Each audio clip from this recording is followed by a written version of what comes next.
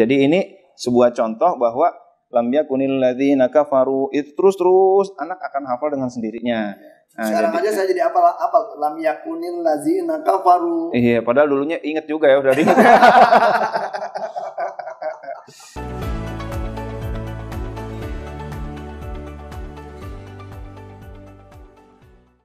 Assalamualaikum warahmatullahi wabarakatuh. Kembali lagi di podcast Bahlul Masail bersama dengan saya Kang Asep Hairul Gani, Ustadz Abdul Latif, dan Hatam. Sebentar, ini Hatam ini selalu ikutan sama kita ya. Iya. Ini ada, jujur aja di dalam benak saya kalau dengar kata Hatam itu sampai detik ini ya, adalah artinya ya khotam ya, artinya adalah berarti sudah tamat. Itu sebentar nih, ini Hatam, apalagi di sini ada buku Abdul Latif Hatam. Itu apakah Hatam itu artinya adalah menamatkan gitu atau gimana nih? Iya. Nah, gimana nih? Ini saya langsung nanya aja nih. Iya, soalnya jadi ini yang tulisnya Abdul Latif nih. Oke, siap. Jadi Hatam itu sebenarnya singkatan ya. Iya. Nah, singkatan dari hafal tanpa menghafalkan. Jadi disingkat jadi Hatam. Nah, ini menarik nih. Hafal tanpa menghafalkan. Ini kalimatnya agak unik nih. Mungkin nggak sih menghafalkan tanpa menghafal? Gitu. Nah, kan gitu ya. Iya, betul. Nah, itu gimana sih sampai ada sebuah ide gitu ya terhadap kaitannya karena ini dengan Quran ya. Iya, betul. Dengan hafiz Quran. Betul. Atau dengan bagaimana kita menjadi penghafal Quran. Betul. Kenapa tuh sampai ada sebuah ide hafal tanpa menghafalkan ini? Iya, karena ini memang sebuah pengalaman yang Allah titipkan dalam hidup saya ya. Iya. Jadi ketika 5 tahun saya hafal juz amma tanpa menghafalkan satu ayat pun. Jadi bentar, ini kan masyarakat itu kadang-kadang unik. Masa sih lu bisa hafal juz amma tanpa menghafal, itu gimana caranya? Iya. Iya, jadi bapak saya sendiri kaget. Jadi suatu saat ketika bapak saya nanya ke kakak saya, Bismillahirrahmanirrahim, abasa wa tawalla. Saya jawab gitu, anja'ahul a'ma. Padahal bapak saya nggak ngajarin tahfidz ke saya, karena baru 5 tahun, belum SD, yang diajarin kakak-kakaknya gitu ya. Tapi kok saya bisa nyaut, ditanya lagi kok nyaut. Lama-lama 1 juz loh kok bisa nyaut begitu. Kakak saya juga bingung, lah kok Latif hafal juga gitu. Jadi jangankan orang lain, keluarga sendiri bingung. Kakak, gue yang belajar, gue yang nyaut. Ya sempat dianggap ilmu laduni, jangan-jangan Latif punya ilmu laduni. Bukan, ada metodologinya sebenarnya. Nah, ini kan menjadi menarik nih. Anda di usia 5 tahun dipergoki ya oleh betul. ayah Anda. Betul. Pak Hasan ya. Iya, Ahsan. Pak Ahsan ya, itu dipergoki nih. Yang diajarin kan kakak-kakaknya nih. Betul. Jadi kakak-kakaknya mungkin diajarin juga dengan metode tadi ya. Iya, metode ayah memulai, kemudian diikuti, mulai lagi ikuti, mulai lagi diikuti. Iya. Dan Anda sebagai anak umur 4 tahunan mungkin ya, hadir sudah ada di situ. Sudah, ya. betul. Nah, kemudian pada waktu kan itu namanya dialog ya, betul. ada dialog kayak gitu. Jadi dimulai Pak Hasan dengan mengatakan abasa wa tawalla. Nah, ini kan si anak kecil ini kan ngelihat biasanya apa dilanjutin betul. gitu ya, masih kakak-kakaknya. Betul. Kalau benar berarti lanjutin lagi ayat berikutnya, kalau keliru langsung dikoreksi gitu ya. Iya, betul. Dan dia lihat kayak gitu ya. Betul. Pada waktu dia ngeliat kayak gitu, ini Latif kecil itu langsung kemudian sebelum kakaknya nyaut, dia nyaut duluan. Nyaut juga, betul. Nah, sampai bapak saya spekulasi, ini kelihatannya sekalian aja kita ikut lomba di DKI. Lomba hafalan juz amma tingkat DKI. DKI ya. Dan itu Anda usia pada waktu itu 5 tahun. 5 tahun. Nah, sementara kakak Anda kan berarti udah 7 tahun, 9 tahun. 7 tahun, 9 tahun. Jadi ada 3 anak Pak Ahsan nih. Iya. Bin Ahsan semuanya nih. Iya, benar. Bin Ahsan semuanya, 3-3-nya ikutan lomba hafal juz amma. Betul. Ya. Juz terakhir ya. Juz 30, betul. Nah, di DKI, dan alhamdulillah 3-3-nya menjuarai begitu. Jadi semua hal disabat oleh sahabat gitu ya. Ibnu Ahsan ya. Bani Ahsan, betul. Nah, jadi di situ artinya hafal tanpa menghafalkan bukan sebuah PHP saja, tetapi itu terjadi pada diri saya. Oke, jadi karena Anda ngalami langsung, betul. Kemudian Anda terinspirasi. Betul. Nah, cuman kan begini ya, itu pengalaman pada waktu dulu betul. Ya anak-anak. Betul. Cuman kan ketika Anda kemudian menjadi sebuah metodologi, gimana caranya? Kan itu artinya bahwa itu terjadi. Terjadinya juga kan ada sebuah proses. Betul. Otomatis gimana tuh? Kemudian dari pengalaman itu kemudian dibongkar, ya, dipretelin, gitu ya, dimodel sehingga menjadi sebuah metode. Betul. Jadi ketika saya usia kurang lebih 40 tahun ya, itu kan memberikan training spiritualitas kerja di bawah Kang Asep juga ikut supervisi ya di Telkom itu. Nah itu kami mendapati anak yang sering ditinggal-tinggal itu apal iklan, apal apa-apa gitu ya, soundtrack sinetron lah. Ini kok apalnya soundtrack sinetron, dulu bapaknya umur segini udah juara DKI. Akhirnya saya berdoa kepada Allah, ya Allah gimana nih untuk orang tua yang nggak punya waktu kayak saya supaya anaknya ini hafalannya banyak. Bagaimana biar seperti saya dulu, lalu saya konsepsikan, lalu saya model. Dulu bapak saya ngapain sih? Kok bisa begitu gitu kan? Dan itu terjadi juga pada adik saya dan adik saya. Nasib kami sama, hafal tanpa menghafalkan. Jadi kami senasib ya. Lalu akhirnya saya ipik, oh ternyata ada. Jadi itu artinya Anda juga ngamatin bahwa itu tidak terjadi hanya pada diri Ustaz Abdul Latif, itu juga pada kedua adiknya ya. Adiknya juga sama. Nah, kedua adiknya. Nah dari situ berarti nih terlepas apapun kalau dikatakan laduni, ini masa semuanya laduni. Masa gitu laduni ya benar. Pasti ini ada metodologinya. Ada metodologinya. Dari situ apa sih sesungguhnya yang dilakukan oleh Pak Ahsan itu? Iya, jadi ada 3 hal ya.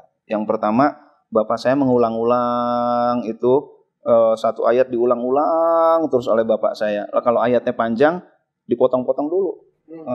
Oke, mengulang-ulang itu ayah Anda pada jam berapa atau pada saat apa biasanya? Iya, jadi saat saya makan, saat lagi main gundu, bapak saya terus saja melantunkan. Bapak saya senang melantunkan sesuatu soalnya. Jadi saya bukan hanya Al-Quran, lagu-lagu Jawa, lagu Jepang, hafal juga karena bapak saya melantunkan.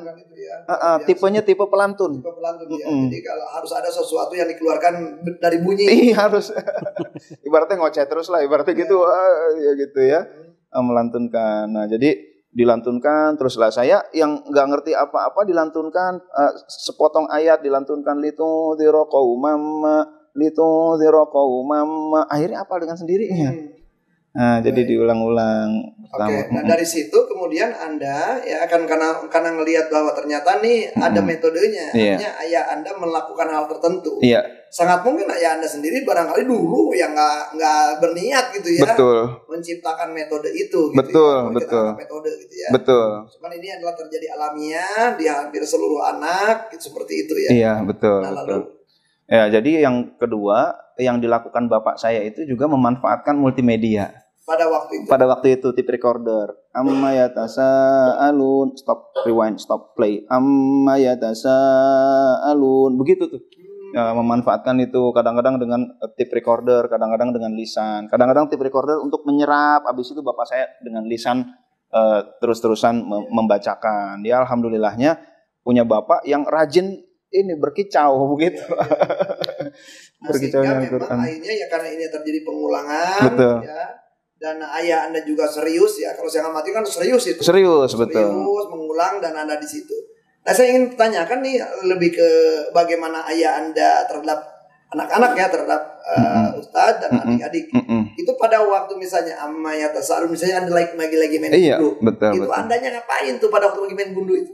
Iya, enggak ngapa-ngapain tapi kan kupingnya nganggur. Nah, kupingnya terdengar, ibaratnya terdengar gitu kan. Jadi sambil main gundu tuh terdengar terus gitu. Terdengar terus, saya sendiri enggak merasa. Dana ayah Anda juga enggak ngelarang Anda gitu ya, main gundunya berhenti dulu nih, dengerin ini, enggak juga ya. Enggak juga, biarin aja. Gitu ya? Tetap aja. Terus aja. Itulah kelebihan orang yang seneng ini berkicau. Iya, jadi emang ngomong terus, ibaratnya berkicau terus gitu. Emang rajin ini keluar, harus ada yang keluar lah. Nah, anggap aja gini, kalau di dalam dunia pendidikan kan orang setelah ngulang-ulang kayak gitu kan ada ngujinya nih. Iya, betul. Itu sebenarnya sadar atau tidak sadar gitu ya. Ada proses ngujinya kan nih Pak Ahsan ini. Iya, kadang-kadang dites juga, pas dites ini bisa, dites itu bisa, sekalian.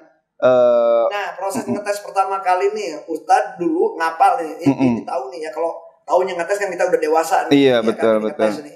Tahunya ngetes itu kapan itu?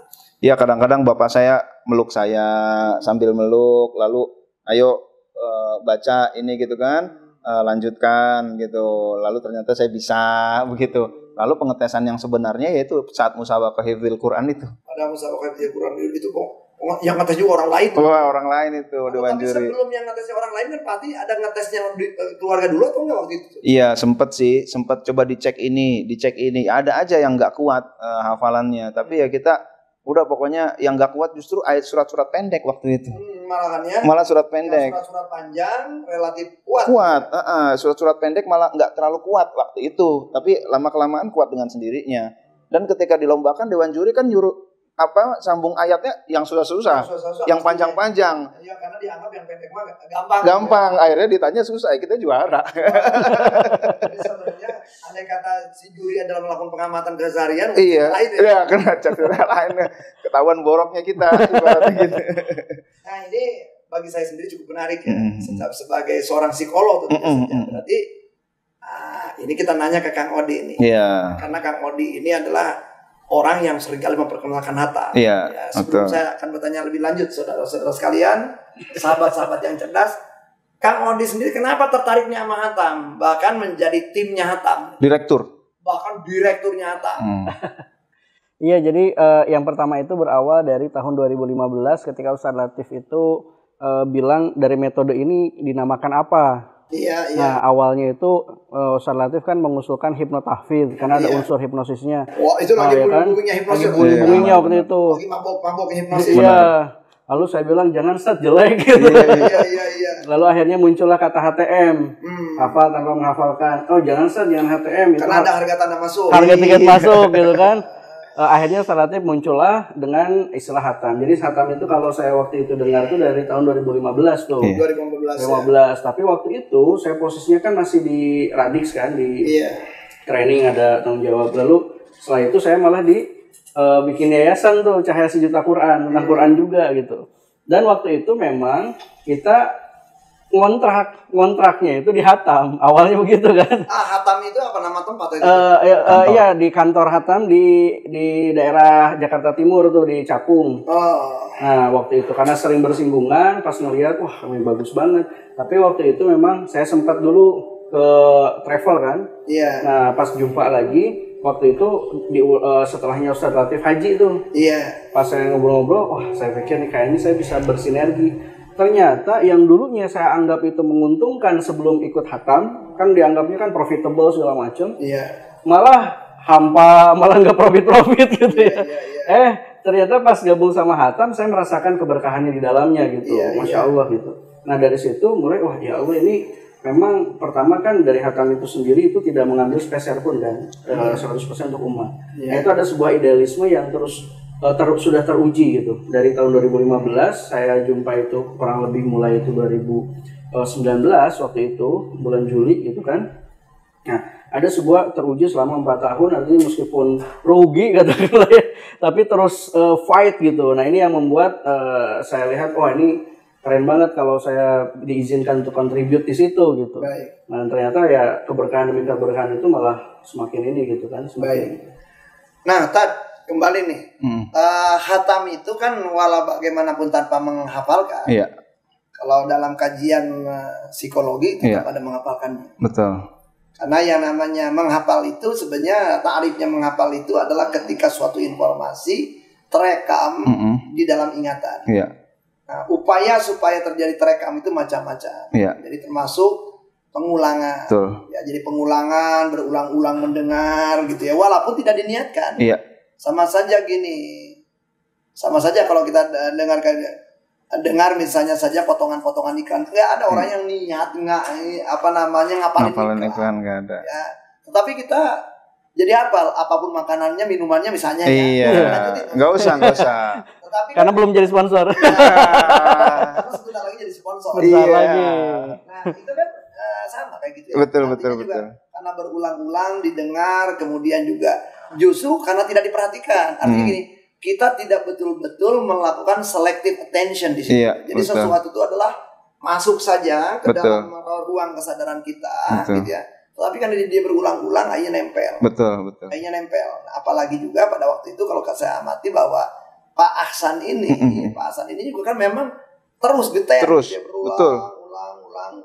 Jadi artinya juga ini ada orang yang serius nih mengulang-ulang gitu ya. Betul. Iklan aja kalah bisa kan gitu ya. Artinya juga beliau juga dengan penuh keseriusan. Betul. Saya di situ. Betul, Karena betul. juga banyak orang yang barangkali nggak bisa seserius itu. Iya, betul. Nah, jadi kalau dalam tarifnya menghafal itu sendiri atau remembering itu ya atau remind itu adalah tadi memasukkan informasi ke dalam benak, ke dalam bank ingatan. Iya. Nah, dan di dalam menaruh informasi itu gimana caranya supaya terstruktur, supaya mudah lagi diambil. Iya. Nah, jadi yang dimaksud mengingat itu kalau kita bisa lagi manggil tuh sesuatu yang ada di dalam ingatan. Nah, makanya persoalannya adalah mengingat itu. Kalau masalahnya kan gini, bahasa Arab bagi kita pastinya adalah sesuatu yang tidak bermakna. Betul. Nggak punya makna kan, apalagi Betul. sebagai anak kecil apa Betul. gitu. Cuma ada sebuah lafal yang berulang-ulang kita dengar dan itu kita bisa menirukan lafal itu. Betul. Dan problemnya pastinya saya menduga bahwa Pak Hasan ini walau bagaimanapun ada lagunya. Iya, betul. Ada nadanya. Betul. Jadi orang itu memang di dalam teori-teori tentang pengingatan itu adalah yang diingat orang adalah kaitan antara nada dengan lafalnya. Iya, betul. Jadi kalau lafal doang tanpa nada seringkali sulit. Betul. Nah, berarti makanya ada nada tertentu, Betul. ada lagu tertentu. Betul. Nah, nada lagu ini adalah kalau di dalam istilah bahasa namanya paralanguage ya. Jadi sesuatu yang mengatasi bahasa itu sendiri. Nah, jadi ibaratnya kalau kita bisa ingat nadanya, maka kita ingat liriknya. hafal liriknya. Iya. Jadi Betul. walaupun judulnya adalah hafal tanpa menghafalkan, Betul. sebenarnya adalah hafal. Ya, T-nya jadi hatam ya, Iya. hafal. Ya, kalau tadi kan hafal tanpa niat menghafal. Iya. Soalnya begitu. Iya. Jadi hafal tanpa niat menghafalkan. Iya. Tetap aja menghafalkan juga. Menghafalkan juga. Cuman ada menghafalkan tuh yang diniatin banget, serius sampai Iya, tidak betul. sampai tidak Allah misalnya gini, abasa wa tawalla. Kan kalau kita habis beneran kan gitu. Iya. Karena dia niat, kalau ini kan kagak. Iya, betul. Main gun. Abasa wa tawalla. Iya. Stroke kalah lo. Iya. Abasa wa tawalla. Iya, betul. Aku menang. Abasa wa tawalla. Iya, Kira-kira betul. begitu kan? Artinya ada sebuah proses yang berulang-ulang. Di sisi lain ada aktivitas yang berjalan. Betul. Jadi informasi itu masuk ketika justru kita sedang beraktivitas tertentu. Betul. Nah, memang ada karena ini Kang Odi ini adalah dia memang seorang hipnoterapis. Iya. Memang otomatis di situ juga ada unsur hipnosisnya. Betul. Nah, gimana tuh Kang Odi itu? Unsur hipnosisnya apa itu ketika orang lagi main gundu kemudian tiba-tiba nih ayahnya ngatakan abasa wa tawalla gitu kan. Iya. Nah, gimana tuh? Iya, jadi kan ini adalah guru yang nanya kepada muridnya. Saya sih ini sedang ujian ini. Iya. Jadi kan itu prosesnya repetisi Iya. gitu kan. Repetition itu kan salah satu di dalam hipnosis untuk memasukkan ke alam bawah sadar gitu kan. Maka kalau saya lihat ini hatam ini sebetulnya sangat powerful untuk bisa dikatakan spesialis untuk menghafal Quran gitu. Karena ada proses repetitionnya itu. Lalu yang kedua adalah tadi repetitionnya itu diulangnya itu kan harus persis sama. Nggak boleh kalau misalkan diulang nadanya sedikit saja berbeda itu bisa tidak menghafal kuat gitu.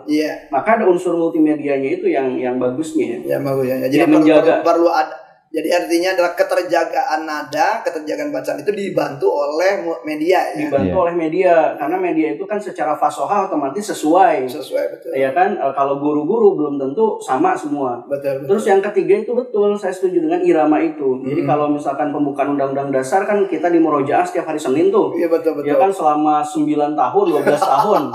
Tapi ternyata dengan pengulangan saja tanpa irama, itu pas 1 tahun kemudian sudah lupa. Iya betul. Nah, tapi berbeda di saat lagu 17 Agustus Indonesia Raya, begitu kan, Halo-Halo Bandung, itu tidak pernah di murojaah setiap selesai sholat gitu ya. Tapi ketika bahkan setahun sekali pun itu jarang gitu. Tapi pas di recall lagi, diulang lagi gitu. Itu cukup hafal saja. La la la la la la la gitu ya. Nah, langsung ingat liriknya gitu kan. Iya.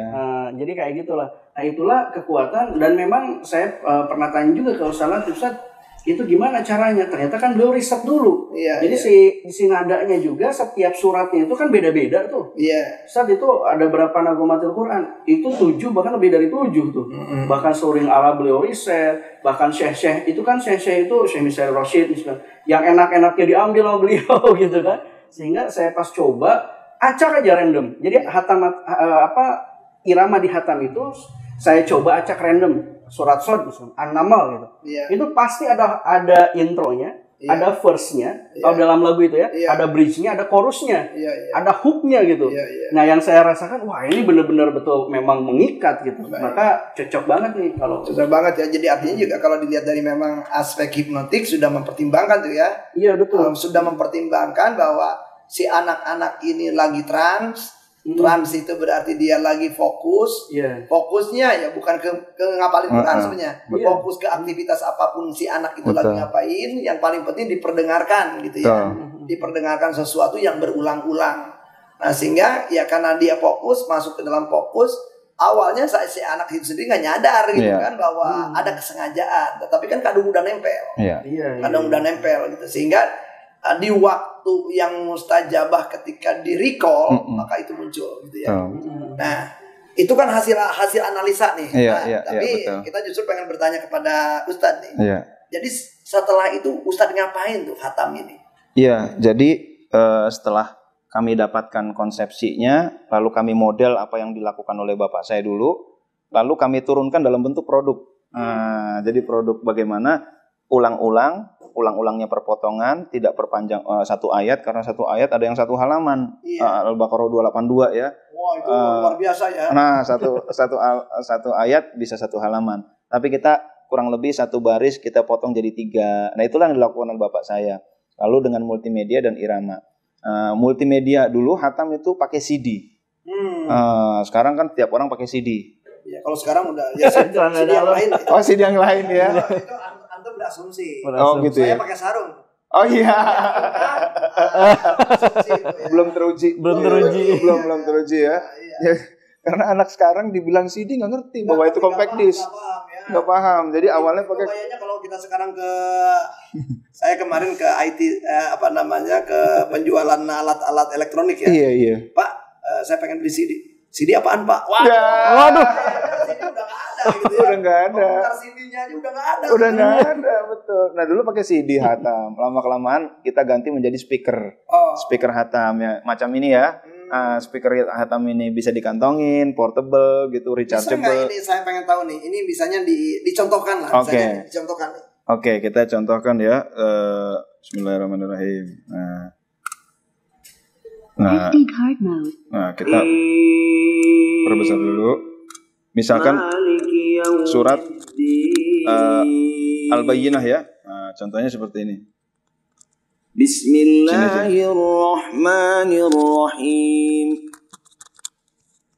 Lam yakunil ladzina kafaru. Nah, seperti itu ya. Lam yakunil ladzina kafaru. Terus aja gitu. Kan anak-anak Lam yang dengar akan hafal dengan sendirinya. kafaru. Jadi janji Allah Lam yakunil ladzina kafaru.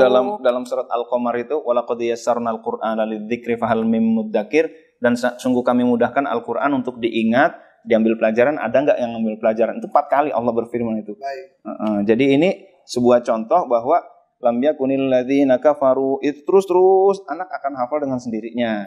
Nah, Sekarang aja saya jadi apal lam yakunil ladzina kafaru. Iya, padahal dulunya inget juga ya, udah inget.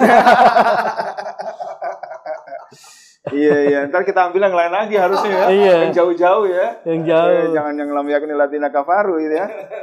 Sampai mana tadi tuh? Nah, jadi karena Anda tadi pertama ada pemotongan. Iya. Ini masalah kan ada berbagai macam nada bacaan ya. Oh iya.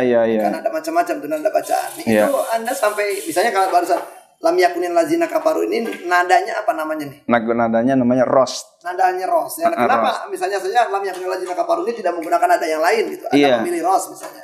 Untuk juz amma itu kami plok ngikutin nadanya Syekh Mahmud Khalil Al-Husari. Nah ini menjadi menarik nih. Kenapa Anda misalnya mengikuti Syekh ini kayaknya ngikutin nada di aja lah? Iya, khusus juz 30 iya. Karena waktu kecil saya hafalnya dengan nada itu. Jadi saya lantunkan dengan nada itu, dan karena juz amma ini pendek-pendek, jadi masih bisa lah. Tetapi ketika ayatnya panjang-panjang, Syekh Mahmud Al-Husari bisa panjang tuh, bisa 2 baris lebih sekali napas tuh. Wah luar biasa.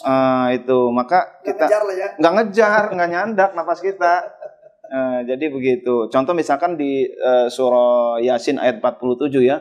Wa idza qila lahum anfiqu mimma razaqakumullahu qala alladzina kafaru lilladzina amanu anut'imu man law yasha'ullahu at'amahu in antum illa fi dhalalin mubin.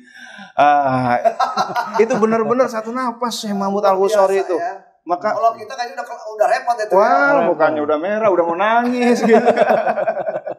Ya Allah. Jadi iramanya akhirnya kita kompilasi sisi-sisi indah dari Syekh Mahmud Al-Ghusari, dari Syekh Misyari Rasyid, dari Al-Ghomidi dalam juz 1 sampai juz 29. Jadi Syekh Jibril dan lain sebagainya kita ambil sisi-sisi enaknya, tapi kita ambil nadanya supaya nggak terlalu rendah, tapi nggak terlalu tinggi, supaya bisa dikopi, supaya bisa dikejar ya, supaya nyandak. Karena ibaratnya kalau dia nadanya terlalu rendah juga orang susah ngejar. Susah. Nadanya terlalu tinggi apalagi. Gitu. Jadi nadanya begitu. Nah, lalu multimedia yang berikutnya kan ada speaker. Selanjutnya itu ada aplikasi. Nah, ini aplikasi jauh lebih canggih lagi. Kalau di speaker ini hanya 12 kali pengulangan dan 5 juz terakhir tersedianya, kalau di aplikasi sudah 30 juz. Pengulangan bisa 100 kali. Ibu-ibu sambil goreng tempe, sambil dengerin lam yakunil ladzina kafaru, tempenya matang, ayatnya hafal. Nah, gitu. Nah, itu ya. Tempe matang, ayat hafal. Hanya bisa dengan hatam, iya. Tanpa niat menghafal. Oke, okay. Nah ini kan menarik ya. Ini Anda kan sampai berarti kan ini benar-benar bacaan Anda sendiri tadi ya. Iya, betul. Jadi artinya 30 juz itu bacaan Anda sendiri betul, ya, sampai betul. Anda ketemu dengan kayak gitu tadi. Betul. Nah, ini kan artinya juga sudah banyak yang menggunakan produk ini ya. Iya. Sudah banyak juga orang yang menggunakan metode ini. Betul. Nah, justru pertanyaannya, apakah Ustadz Latif sendiri pernah nggak melakukan penelitian secara khusus? Benar-benar nih, ada orang yang tanpa metode hatam, ini pakai metode hatam. Kemudian dibandingkan sehingga ada kelompok eksperimen, kelompok kontrol. Iya. Sudah ada nggak sampai sejauh itu kan? Ada sebuah sekolah SD ya, SD di wilayah Pulau Mas, itu yang lain tidak menggunakan hatam. Khusus kelas 3 menggunakan hatam. Nah, di itu dalam sejarah SD itu nggak pernah selama 6 tahun ber-SD di situ, itu satu kelas hafal juz amma itu nggak pernah dalam sejarah SD ya? Itu. Lalu ini menjadi menarik. Ini bagaimana nih si guru SD kelas 3 itu justru menggunakan hatam? Itu pada saat kapan dia? Ceritanya begini. Pada suatu saat. Ini kayak cerita horor aja.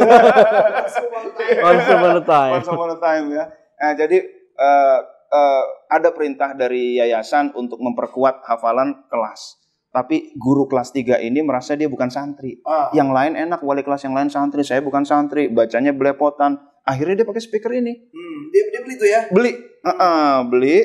Habis doa awal dilantunkan sekitar 15 menit. Sebelum pulang dilantunkan lagi 15 menit.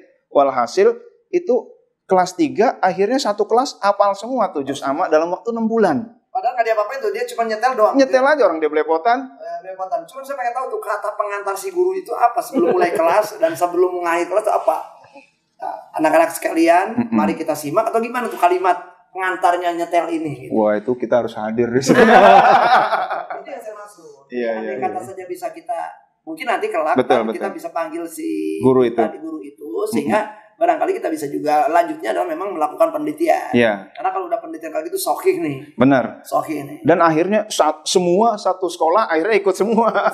Itu kan jadi menarik nih. Betul. Tak terbantahkan bahkan bahwa metode ini sudah pernah digunakan dan ada hasilnya. Ada hasilnya, betul. Cuman kan tadi karena kita nggak tahu apa yang dilakukan oleh mereka sehingga menjadi masif, nah sehingga kita tidak tahu. Iya, betul. Jadi barangkali mungkin nanti perlu diajak gitu ya. Iya, betul. Jadi ini hafal tanpa niat menghafalkan. Iya.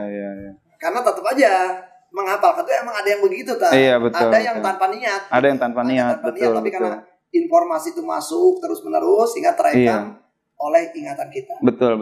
Sahabat-sahabat sekalian, tadi nggak cukup membahas hatam, dia khotam kan dalam Iya. Silakanlah kita tutup dulu lah untuk kita temu episode berikutnya. Baik. Sahabat cerdas, alhamdulillah kita sudah tahu sedikit tentang khatam, tentang metodenya. Kalau disingkat itu kan 3 ya, UMI, ulang-ulang tadi sudah, multimedia, dan I-nya adalah irama. Tentunya untuk selanjutnya episode yang berikutnya yang lebih menarik lagi, insya Allah akan kita bisa sama-sama menyaksikan dan menyimaknya. Tapi untuk kali ini cukupkan sekian dulu, silahkan like, silahkan komen, tapi jangan di-share kecuali jika bermanfaat. Maka silahkan share sebanyak mungkin. Demikian dulu, kita tutup dengan bacaan hamdalah. Alhamdulillahirabbil alamin. Wassalamualaikum warahmatullahi wabarakatuh.